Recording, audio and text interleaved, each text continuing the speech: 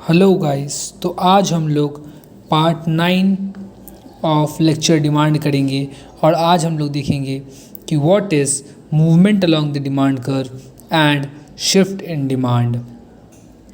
तो इस लेक्चर में पार्ट 9 ये हम लोग का डिमांड का आखिरी लेक्चर होगा और इस लेक्चर में हम लोग ये देखेंगे कि movement along the demand curve और शिफ्ट इन डिमांड क्या होता है।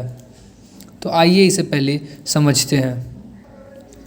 आप लोग केवल मेरा पॉइंटर को देखिएगा और इसके ऊपर या इसके नीचे जो लिखा हुआ है उस पर फोकस मत कीजिएगा।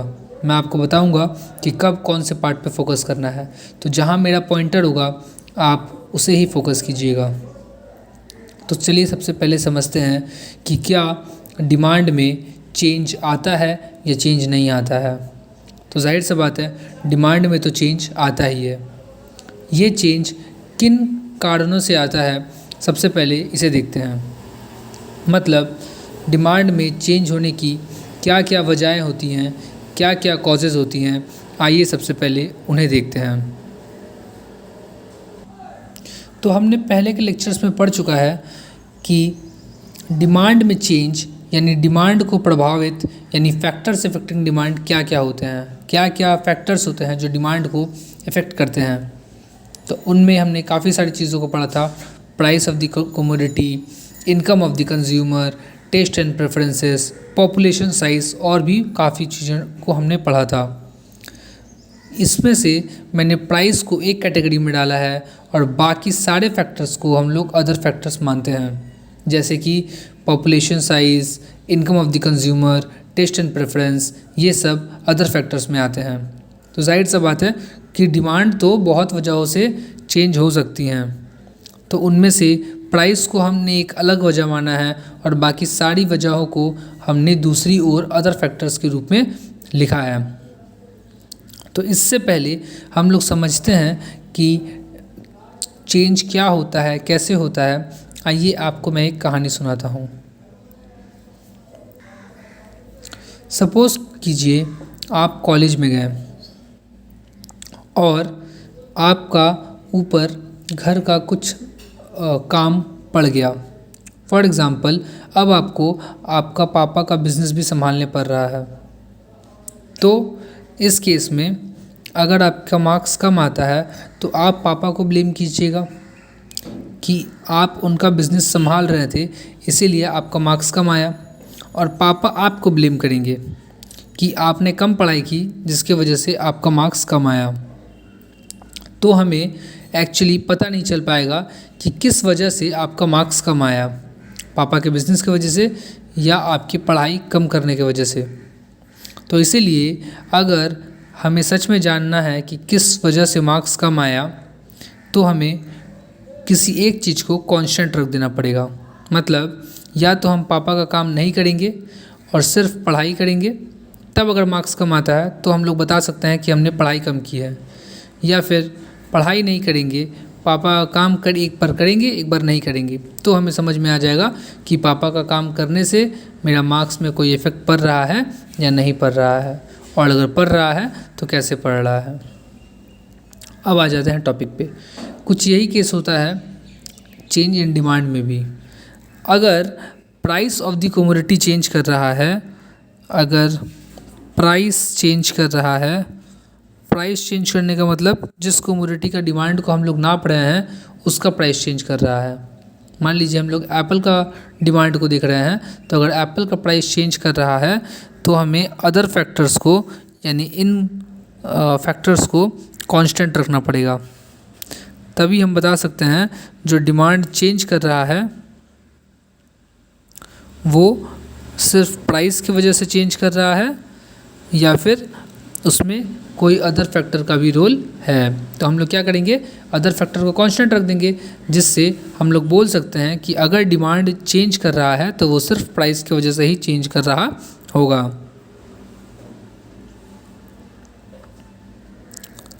अब इस केस में रिज़ल्ट क्या होगा बताइए। या तो मेरा डिमांड बढ़ेगा और या तो मेरा डिमांड कमेगा। डिमांड बढ़ेगा कब, जब प्राइस कम किया जाएगा, और डिमांड घटेगा कब, जब प्राइस को बढ़ा दिया जाएगा। मतलब अगर प्राइस चेंज कर रहा है, अदर फैक्टर्स कांस्टेंट है, तो जाहिर सा बात है या तो प्राइस बढ़ेगा या तो घटेगा।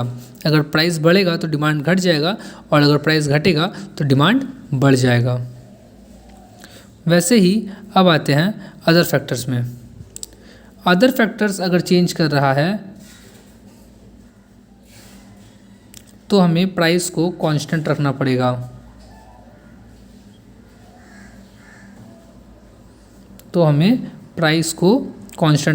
तभी हमें पता चलेगा कि सच में अदर फैक्टर्स की वजह से डिमांड चेंज हो रहा है या उसमें प्राइस का भी कुछ रोल है।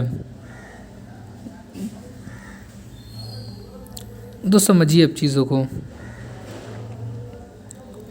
अगर प्राइस कांस्टेंट है और अदर फैक्टर्स चेंज कर रहा है, इसका मतलब डिमांड में कोई भी चेंज होने का एकमात्र कारण अदर फैक्टर्स ही है। अब अदर फैक्टर में कुछ भी हो सकता है, population size, income of the consumer, कुछ भी। ऐसे केस में रिजल्ट क्या होगी?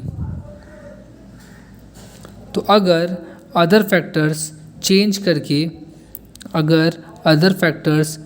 करके प्रोडक्ट के फेवर में गिरता है तो उसका डिमांड बढ़ जाएगा, और अगर अदर फैक्टर्स चेंज करके प्रोडक्ट के अगेंस्ट चला जाता है तो उसका डिमांड घट जाएगा। इसे मैं एक एग्जांपल के साथ समझाता हूँ। मान लीजिए कि अदर फैक्टर्स हम लोग का इनकम ऑफ द कंज्यूमर है। अगर इनकम ऑफ द कंज्यूमर बढ़ जाता है, तो ये प्रोडक्ट के लिए बुरी बात है और उसका डिमांड कम हो जाएगा, अज्यूमिंग कि वो प्रोडक्ट एक नॉर्मल गुड है। तो अगर इनकम बढ़ जाने से कोई भी नॉर्मल गुड्स का डिमांड अगर इनकम घट जाता है तो कोई भी नॉर्मल गुड्स का डिमांड घट जाता है। सिमिलरली अगर इनकम बढ़ता है तो ये प्रोडक्ट के लिए अच्छी बात है और उसका डिमांड भी बढ़ जाएगा, क्योंकि अब लोगों के हाथ में ज़्यादा पैसा है। हो सकता है आप लोगों को समझने में कोई दिक्कत हुई हो, मैं एक बार फिर से करेक्ट करके समझा देता हूँ। अगर इनकम बढ़ता है तो उस सामान का डिमांड बढ़ जाएगा, और अगर इनकम घटता है तो उसका डिमांड घट जाएगा। ठीक है, अब आइए अपने नोट्स पे आते हैं। What is the change in quantity demanded और movement along the demand curve? मतलब चेंज इन क्वांटिटी डिमांडेड या फिर movement along the demand curve किसको कहते हैं, और उसके टाइप्स बताइए। याद रखिए ये हम लोग का पहला केस था जहाँ पे हमारा प्राइस चेंज करता है और अदर फैक्टर्स कांस्टेंट रहता है। आइए देख लेते हैं, ये हम लोग का टॉपिक है।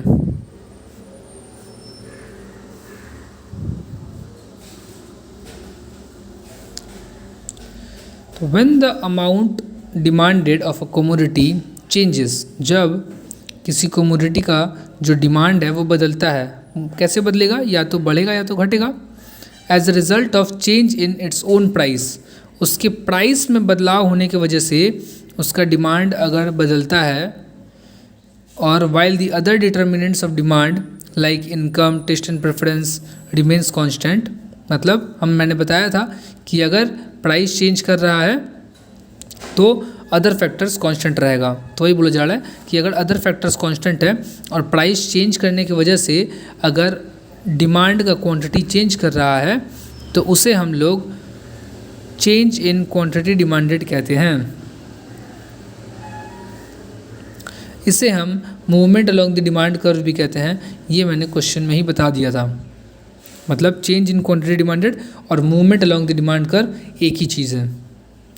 ये दो तरह के होते हैं। Change in quantity demanded may be of two types, extension of demand और contraction of demand. Extension of demand मतलब डिमांड का बढ़ना, और हमें पता है प्राइस में किस तरह का चेंज आएगा तो डिमांड बढ़ेगा। बताइए, प्राइस अगर कमेगा तब डिमांड बढ़ेगा, और इस केस को हम लोग एक्सटेंशन ऑफ द डिमांड कहेंगे।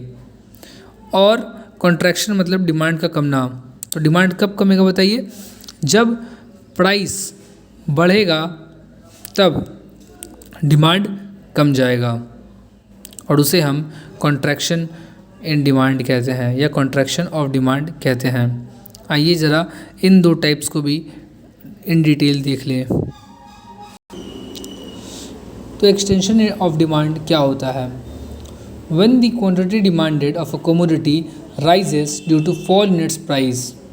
जैसे कि मैंने बताया था कि अगर प्राइस फॉल करने की वजह से क्वांटिटी डिमांडेड राइज करता है, हाँ, और उसी वक्त अगर अदर फैक्टर्स कांस्टेंट रहती हैं तो उसे हम राइज इन क्वांटिटी डिमांडेड कहते हैं। इसके अलावा इसको एक्सटेंशन ऑफ डिमांड कहते हैं और इसके अलावा इसको downward movement in a demand curve भी कहा जाता है। मतलब अगर प्राइस बढ़ रहा है, प्राइस फॉल कर रहा है और क्वांटिटी डिमांड बढ़ रहा है और अदर थिंग्स कांस्टेंट है तो उसे हम extension in demand, rise in quantity demanded या फिर downward movement in demand curve कहते हैं। अब आइए देखते हैं कि कॉन्ट्रैक्शन इन डिमांड क्या कहते हैं, क्या होता है। तो कॉन्ट्रैक्शन ऑफ डिमांड और फॉल इन क्वांटिटी डिमांडेड और upward movement in demand curve refers to the decrease in quantity demanded of a commodity as a result of rise in its price। जब प्राइस में rise होता है और quantity demanded कम हो जाती है, price में राइज होने की वजह से डिमांड कम हो जाती है तो उसे हम लोग कॉन्ट्रैक्शन इन डिमांड या फॉल इन क्वांटिटी डिमांडेड या फिर upward movement in demand curve कहते हैं। बाकायदा अदर फैक्टर्स को कांस्टेंट रहना पड़ेगा और कोई भी फैक्टर चेंज नहीं कर सकता। आइए इसका कर्व्स देखते हैं। तो आइए देखते हैं एक्सटेंशन ऑफ डिमांड क्या होता है। तो देखिए एक्सटेंशन ऑफ डिमांड में मैंने क्या बताया था आपको कि प्राइस फॉल करता है, एज अ रिज़ल्ट डिमांड बढ़ता है। मान लेते हैं कि पहले प्राइस 50 रुपये था और क्वांटिटी डिमांड 10 यूनिट्स थे। अब प्राइस कम हो गया, 10 रुपये हो गया और क्वांटिटी डिमांड 50 यूनिट्स हो गए। हमें पता है लॉ ऑफ डिमांड क्या कहता है कि प्राइस फॉल करने से डिमांड राइज करेगा। तो वही हुआ, 50 से 10 रुपये हुआ, प्राइस गिरा और डिमांड 10 यूनिट से 50 यूनिट हुआ, डिमांड बढ़ गया। एज रिज़ल्ट हमारा कर्व यहाँ से यहाँ आया, देखिए नीचे की तरफ भागा। इसीलिए इस एक्सटेंशन ऑफ डिमांड के साथ इसे downward movement along the demand curve भी कहा जाता है। अब आइए देखते हैं कि कॉन्ट्रैक्शन ऑफ डिमांड क्या होता है। अब आइए देखते हैं कॉन्ट्रैक्शन ऑफ डिमांड क्या होता है। कॉन्ट्रैक्शन ऑफ डिमांड में हमने क्या पढ़ा था कि प्राइस राइज करता है। तो मान लीजिए पहले प्राइस 10 रुपये था जिसकी वजह से डिमांड 50 यूनिट किए जा रहे थे। अब प्राइस 50 रुपये हो गया, एज अ रिज़ल्ट डिमांड मेरा 10 यूनिट हो गया। तो आप देख सकते हैं कि कर्व नीचे से ऊपर गया, इसीलिए इसे अपवर्ड स्लोपिंग डिमांड कर्व भी upward movement in demand curve कहा जाता है। Upward movement in demand curve भी कहा जाता है। ठीक है, चलिए आगे बढ़ते हैं। तो अभी तक हमने पढ़ा कि movement along the demand curve क्या होता है, जिसमें हमने पढ़ा कि प्राइस चेंज होगा और अदर फैक्टर्स कांस्टेंट रहेगा। इसका दो रिजल्ट होगा, प्राइस घटेगा और डिमांड बढ़ेगा, इसको हम लोग एक्सटेंशन इन डिमांड कहते हैं, और प्राइस बढ़ेगा जिसकी वजह से डिमांड घटेगा, इसको हम कॉन्ट्रैक्शन इन डिमांड कर्व कहते हैं। इसके और भी अलग अलग नाम हैं जो हमने अभी कवर किया। अब कवर करेंगे शिफ्ट इन डिमांड। इसमें क्या होगा कि अदर फैक्टर्स बदलेगा और प्राइस जो है वो कांस्टेंट रहेगा। इसके भी दो रिजल्ट्स आइए इन्हें हम लोग देख लें। तो आइए देखते हैं what is change in demand और shift in demand curve. Change in demand या फिर शिफ्ट इन डिमांड कर्व क्या होता है और ये कितने टाइप्स के होते हैं। तो जैसे कि हमने बताया कि चेंज इन डिमांड या शिफ्ट इन डिमांड कर्व क्या होता है कि इसमें प्राइस में कोई चेंज नहीं आता है, डिमांड में जो भी चेंज आएगा वो अदर फैक्टर्स के वजह से आएगा। तो आइए पढ़ लेते हैं। When the amount purchased of a commodity rises or falls because of change in factors other than the own price of the commodity। इसका मतलब जब जो डिमांड हो रहा है, जो अमाउंट परचेज किया जा रहा है, मतलब जो डिमांड हो रहा है वो या तो बढ़ेगा या तो घटेगा। किस वजह से? चेंज इन फैक्टर्स, उन फैक्टर्स की वजह से जो कि ओन प्राइस नहीं है, मतलब ओन प्राइस को छोड़ के बाकी फैक्टरों की वजह से अगर डिमांड बढ़ता या कमता है तो इसे हम लोग चेंज इन डिमांड या शिफ्ट इन डिमांड कर्व कहते हैं। ये दो तरह का होता है, एक इंक्रीज इन डिमांड, दूसरा decrease in demand. Increase in demand क्या होगा? Increase in demand refers to the situation when the consumer buy larger amount of commodity at the same price। मतलब दाम वही है पर लोग अब ज़्यादा खरीद रहे हैं because of change in factors other than the own price. मतलब किस वजह से खरीद रहे हैं, कोई भी फैक्टर हो सकता है पर वो ओन प्राइस नहीं होगा, मतलब प्राइस नहीं होगा, प्राइस की वजह से कुछ भी हो सकता है। इनकम बढ़ गया, टेस्ट एंड प्रेफरेंस ज़्यादा अच्छा लगने लगा, कुछ भी हो सकता है जिसकी वजह से मेरा डिमांड अगर बढ़ जाता है तो उसे हम लोग इंक्रीज इन डिमांड कहते हैं।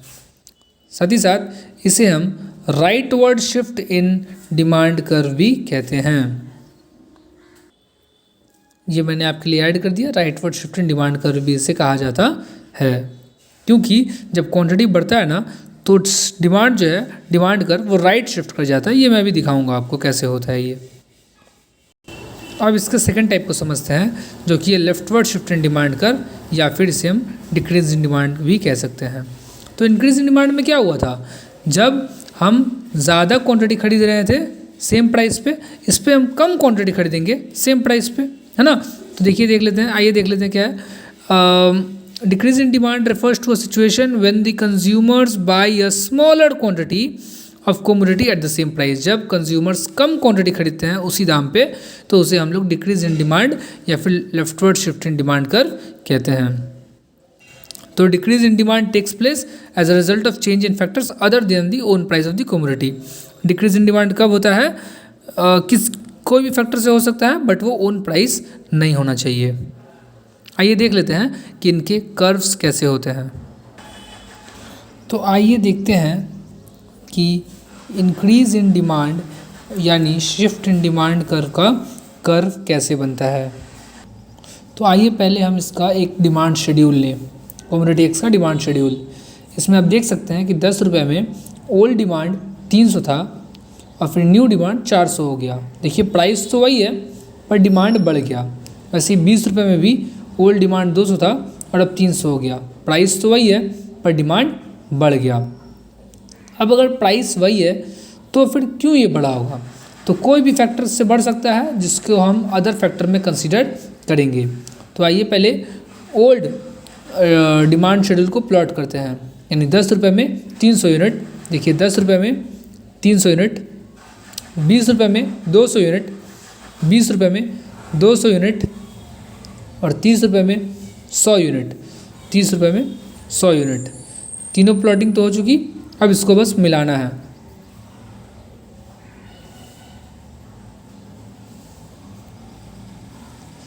ये बन गया मेरा ओल्ड डिमांड कर्व। अब न्यू डिमांड कर्व का प्लॉटिंग करते हैं। देखिए 10 रुपये में 400 यूनिट, 20 रुपये में 300 यूनिट और 30 रुपये में 200 यूनिट। अब इसे प्लॉट कर दें तो इसका कर्व कुछ ऐसे बनेगा। आप देख सकते हैं इसमें हम D1 D1 से डिनोट कर रहे हैं।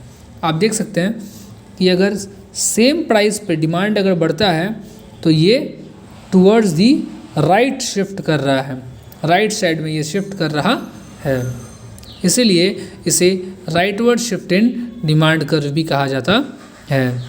आइए अब देखते हैं लेफ्टवर्ड शिफ्ट। तो आइए देखते हैं।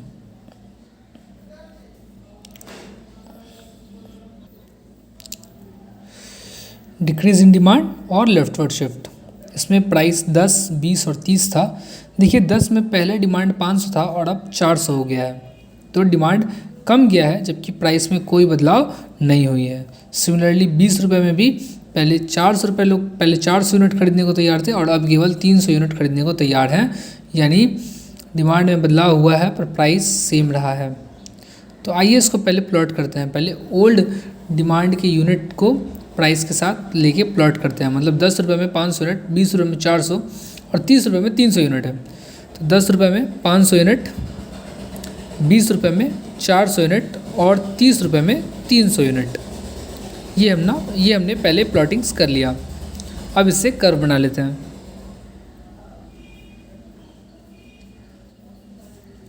तो ये मेरा बन गया ओल्ड डिमांड कर्व यानी DD। अब न्यू डिमांड ज़रा देख ले। 10 रुपये में 400 है, यानी 10 रुपये में 400। 20 रुपये में 300 है, यानी 20 रुपये में 300। और 30 रुपये में 200 है, यानी 30 रुपये में 200। आइए इसको ज्वाइन करके इसका नया डिमांड कर्व भी बना लेते हैं। तो ये मेरा नया डिमांड कर्व हुआ। आप देख सकते हैं कि पिछले डिमांड कर्व के हिसाब से नया डिमांड कर्व लेफ़्ट शिफ्ट किया है, इसीलिए हम इसे leftward shift in demand curve भी कहते हैं। आई होप इसके सारे कॉन्सेप्ट्स आपको क्लियर होंगे। कोई भी डाउट होंगे तो आप लोग हमें बेझिझक हमारे व्हाट्सएप नंबर पे पिंग कर दीजिएगा। साथ ही साथ अगर आप हमारे कोर्स को बैच को ज्वाइन करते हैं तो इसके साथ हम आपको क्वेश्चन आंसर्स और MCQs भी करवाएंगे, जो कि अपकमिंग पैटर्न के लिए बहुत ज़रूरी है। सारे डिटेल्स और सारे क्वेरीज़ हमारे क्लासरूम क्लास में कवर किए जाते हैं। And we are Bright Future coaching centre. Commerce department यहाँ मैं कवर करता हूँ, जबकि साइंस डिपार्टमेंट भी हमारे यहाँ IITians और मेडिकल के गवर्नमेंट क्वालिफाइड स्टूडेंट्स पढ़ाते हैं। तो if you want to be a part of us, you can kindly ping us at this number और you can follow us in our Instagram profile, जो कि बहुत जल्दी मैं डिस्क्लोज़ कर दूंगा। Thank you.